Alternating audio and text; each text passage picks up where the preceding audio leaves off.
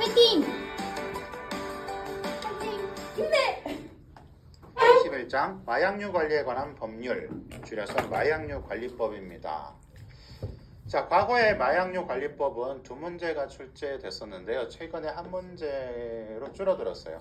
한 문제로 줄어들면서 범위가 요렇게로 범위도 조정이 됐었는데 여기에 약간 문제가 있습니다. 왜냐하면 이 총칙에 대한 내용들이 알게 모르게 막 이렇게 겹쳐요. 이렇게. 그래서 이 총칙을 명확하게 이해하기 위해서는 여기에 있는 내용들을 좀 끌어다가 공부할 수밖에 없습니다. 그래서 우리 교재 같은 경우도 그냥 단순하게 총칙만 딱 정리해 놓은 게 아니라 총칙을 중심으로 정리했는데 요 안에 있는 내용들을 좀 끌어가지고 일목요연하게 정리를 했어요. 그러다 보니까 실제로 공부할 내용들이 좀 많아 보이긴 합니다. 하지만 그 부분만 정확하게 숙지를 한다면 전혀 문제가 없을 정도예요. 그리고 또 한 가지가 최근에 이제 이 마약류 중독자에 대해서 어떻게 치료 보호할 것인가라는 부분도 꽤 중요합니다. 그렇기 때문에 총칙하고 마약류 중독자 이 두 부분만 정확하게 공부하신다면 크게 문제가 없을 것 같고요. 자, 최근에는 최근 몇 년 동안 이 마약류 총칙에 나오는 마약류 취급자 중에 한 명, 마약류 취급 의료업자에 관한 부분들이 나왔죠. 근데 마약류 취급 의료업자가 다른 말로 하면 그냥 그들이에요, 그들이기 때문에 이 그들과 관련된 내용들이 좀 출제가 되긴 했었습니다. 과거처럼 뭐 마약을 어떻게 보관해야 되냐 이런 디테일한 문제는 이제 나올 수가 없죠. 출제 범위도 줄고 출제 문항수도 줄었기 때문에 그렇기 때문에 저희 교재에 있는 내용 그것만 정확하게 이해하시면 될 것 같아요. 자, 이제 하나씩 살펴보겠습니다. 먼저 총칙입니다. 마약류 취급자 이래가지고 여기서 계속 출제가 됐습니다. 마약류 취급자 이래서. 그래서 이 마약류 취급자는 사실은 이제 총칙에 나온 내용이 아니라 뒤에 나온 내용들을 가지고 전반적으로 정리를 해둔 거예요. 그래서 과거만큼 좀 디테일하게 공부할 필요는 없겠지만 그래도 해당되는 내용에 대해서 우리가 반드시 숙지해야 되겠다. 그런 부분만 좀 말씀드리겠습니다. 첫 번째, 마약류 관리자는 여전히 중요합니다. 마약류 관리자. 어떤 사람이 마약류 관리자인가? 의료기관에 종사하는 약사예요. 약사. 의료기관에 종사하는 약사가 마약류 관리자고 그 의료기관에서 어쨌든 이런 마약류와 관련된 모든 관리 책임을 진 자를 마약류 관리자라고 합니다. 이런 마약류 관리자는 그냥 뚝딱 되는 게 아니고요. 시도지사의 지정을 받아야 합니다. 어떤 병원에서 마약을 다루는 병원이겠죠. 거기서 마약류 관리자가 되려면 시도지사의 지정을 받아야 한다. 기억하셔야 되고요. 자, 또 한 가지는 이겁니다. 마약류 관리자는요, 아무 병원에나 무조건 마약을 다룬다고 두는 게 아니에요. 다만 4명 이상의 마약류 취급 의료업자, 마약류 취급 의료업자는 뒤에서 말하겠지만 그들이에요. 이 그들이 4명 이상 종사하는 의료기관이다 라고 하면은 반드시 마약류 관리자를 둬야 하는데 다만 이거는요, if 4명이 이상이 있더라도예요. 4명 이상이 있더라도 향정신성 의약품만 취급하는 의료기관이라면 마약류 관리자를 두지 않아도 된다 이런 뜻입니다. 아시겠죠? 뭐 2명, 3명이면요 향정신성 의약품이든 마약이든 마약류 관리자를 꼭 둬야 할 의무는 없는 거예요. 4명 이상의 마약류 취급 의료업자가 있으면 둬야 되고 그런데 그 의료기관에서 향정신성 의약품만 취급한다면 두지 않아도 된다 이런 뜻입니다. 마약류 관리자에 대한 거 이렇게 정리하시기 바라고요. 두 번째, 자주 나왔던 게 또 이거예요. 마약류 취급 의료업자는요, 그들이죠. 그들에다가 이제 동물까지 포함돼서 이 그들이 바로 마약류 취급 의료업자예요. 그들이다 보니까 당연히 어떡합니까? 당연히 이거를 실제적으로 진료 목적으로, 의료나 진료 목적으로 다루는 거죠. 투약하기 위해서 제공하거나 처방전을 발급하는 사람이 바로 마약류 취급 의료업자다라는 것 기억하시기 바랍니다. 마약류 소매업자는 약국 개설자다 뭐 이런 거 보시면 될 것 같고요. 나머지는 수출입업자 아니면 이거 못하는 거나 다른 사람은 제조업자 아니면 못 만드는 거나 원료 사용자 아니면 이런 것들 못하는 거나 기억하시고 자, 대마 재배자 하나만 혹시나 해서 대마 재배자는요. 대마초의 재배 면적과 생산 현황 및 수량을 누구에게? 시군구청장에게 보고하여야 한다. 요거 하나만 따로 기억해 두세요. 대마 재배자는 누구에게 시장군수구청장에게 이러한 현황을 보고하여야 한다. 요거 하나만 기억하시면 될 것 같습니다. 자, 나머지 넘어가겠습니다. 자, 다음 마약류 취급자가 아닌 자의 마약류 취급 금지 이렇게 되어 있습니다. 자, 원칙은 뭐냐면 마약류 취급자만이 이러한 행위를 할 수 있다. 이것이 바로 원칙이에요. 그런데 또 예외를 뒀습니다. 다만 이런 경우에는 마약류 취급자가 아닌 사람도 취급할 수 있다. 그래서 여기에 예외 조항들을 쭉 정리해 놓은 거예요. 마약류 취급자가 아니면요, 마약 또는 향정신성 의약품을 소유하거나 운반하거나 수출 수입하거나 투약하거나 등등등을 할 수가 없어요. 대마도 마찬가지고요.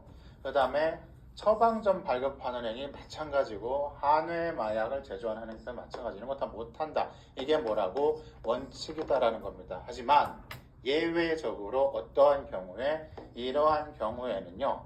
이러한 마약류 취급자가 아닌 자, 다시 말하면 그냥 일반인 정도 생각하시면 될 것 같아요. 이런 게 없는 사람, 즉 뭐 마약류 취급 의료업자가 아닌 일반 의사 뭐 이렇게 생각하시면 되겠죠. 아니면 뭐 심부름 많은 사람 뭐 이런 정도 마약류로 취급할 수 있다. 어떤 거죠? 마약류 취급 의료업자로부터 직접 받은 거예요. 그 다음에 소매업자로부터 구입하거나 양수하는 거.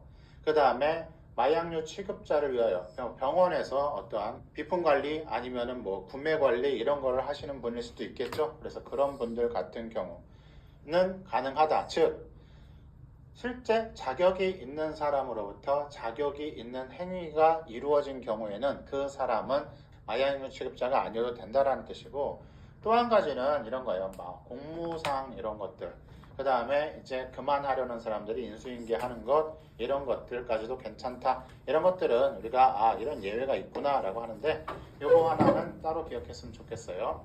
자, 의료 목적으로 사용하기 위하여 대마를 운반, 보관 또는 소지하는 경우도 인정되더라. 누가? 마약류 취급자가 아니더라도. 자, 여기서 말장난하면 큰일 나는 거예요. 즉 의료 목적으로 사용하기 위하여 향정신성 의약품을 운반, 보관 또는 소지한다. 이러면 된다, 안 된다? 이런 거 안 된다라는 얘기입니다. 의료 목적 사용으로 허용된 건 뭐밖에 없어요. 지금 현재 법에서 대마밖에 없습니다. 뭐 다른 것도 뭐 아주 예외적인, 저 뒤에 나오지만 아주 예외적인 경우에 가능하지만 어쨌든 현재 우리가 의료 목적 사용으로 허용된 건 대마밖에 없다. 요거 하나만 기억하시면 될 것 같아요. 자, 이 부분 크게 어려운 내용 아니니까 한번 정리하면 될 것 같습니다. 마약류 안전관리심의위원회라는 게 있어요. 말도 긴데 이런 겁니다. 한마디로 말하면 마약 관리를 위해서 우리 모두 모여서 한번 머리를 짜내서 방안을 마련해 봅시다. 뭐 이런 거죠. 오남용 방지 기준, 안전사용 기준, 뭐 정보 활용 이런 것들을 하는 사람들이 모인 게 뭐라고? 마약류 안전관리심의위원회라는 거고, 얘를 어디 둔다고? 딱 보면 주관 부서가 어디예요? 마약의 주관 부서가 식품의약품안전처, 그래서 식약처장, 식품의약품안전처장이 나온다고 했죠? 요거 하나만 기억하시면 될 것 같습니다. 자, 이제 마약류 중독자입니다. 이 부분은 굉장히 출제 빈도가 높습니다. 출제 빈도가 높은데 사실 내용은 별게 없기 때문에 그냥 심플하게 정리해도 될 것 같습니다. 일단 마약 사용의 금지입니다. 바로 작년에 출제가 됐었죠. 자, 마약류 취급 의료업자예요. 뭐 이거는 다른 말로 하면 뭐야? 그들이죠. 그들이니까 이걸 직접 치료할 때 다룰 수 있는 사람들이에요. 자, 이 사람들도 마약류 취급 의료업자도 어떻게 하면 안 된다. 마약 중독자에게 그 중독 증상을 완화 또는 치료하기 위하여 다음 어느 하나에 해당되는 행위 이런 거 하면 안 돼요. 즉 마약 중독자에게 마약을 투약하거나 마약 중독자에게 마약을 제공하거나 마약 중독자에게 마약을 기존 처방전 발급하는 행위 절대로 안 되더라라는 겁니다. 그것이 목적이 중독 증상 완화든 치료든 뭐든 간에 일단 안 돼요. 그런데 다만 또 예외가 있죠. 딱 허용되는 경우가 한 가지 있더라라는 겁니다. 장소도 의료기관 아니에요. 어디서? 치료보호기관에서. 치료보호기관에서 누구? 보건복지부 장관 또는 시도지사의 허가. 이 두 사람 둘 중에 하나의 허가를 받은 경우에만 가능하다라는 거죠. 뭐 이런 거죠. 치료보호기관에서 근무하는 마약류 취급 의료업자인데 이 사람은 도저히 마약을 좀 투약하지 않으면 큰일 날 것 같아요 라고 해서 특별히 허가를 요청했더니 그래도 된다라고 하게 되면 그때는 마약을 투약할 수 있다라는 건데 그 이후의 것은 원천적으로 다 안 된다라고 기억하시면 되겠어요. 자, 마약류 중독자의 치료 보호입니다. 마찬가지죠. 최근에 출제가 됐죠. 그래서 최근에 보면은 마약류 중독자에서 거의 한 문제가 반드시 출제됐었어요. 반드시. 자, 치료보를 보겠습니다. 보건복지부 장관 또는 시도지사예요. 자, 치료하고 보호죠. 치료하고 보호니까 여기서 뭔가를 시키는 거란 말이에요. 이 금지도 마찬가지고 사실은 그래서 뭔가를 시키는 거기 때문에 이거는 권한 있는 사람이 하는 거죠. 그런데 감염병하고는 조금 달라요. 감염병하고 조금 다르기 때문에 이쪽 마약류 중독자의 치료 보호에서는 뭐다? 보건복지부 장관 또는 시도지사예요. 식품의약품안전처장은 이것을 약 자체를 다루는 거죠. 약 자체를 다루는 일에 어떠한 총괄을 하는 거고 중독자의 치료 보호는요 또 다른 관할이 나옵니다. 다른 관할. 그래서 마약 사용을 금지할 때 그것을 허가해 주는 사람도 누구예요? 보건복지부 장관 또는 시도지사죠. 그러니까 치료 보호에 대한 어떤 강제적 행위를 할 수 있는 사람이 마약류 관리법에서는 누구더라? 보건복지부 장관과 시도지사라는 겁니다. 다시 보겠습니다. 보건복지부 장관 또는 시도지사는 마약류 사용자의 마약류 중독 여부를 판별하거나 중독자로 판명된 사람을 치료 보호하기 위하여 치료 보호기관을 설치 운영하거나 지정할 수 있어요. 즉 앞에서 말한 이 치료 보호기관이죠. 이 치료 보호기관을 지정한 사람이 누구예요? 바로 보건복지부 장관과 시도지사라는 겁니다.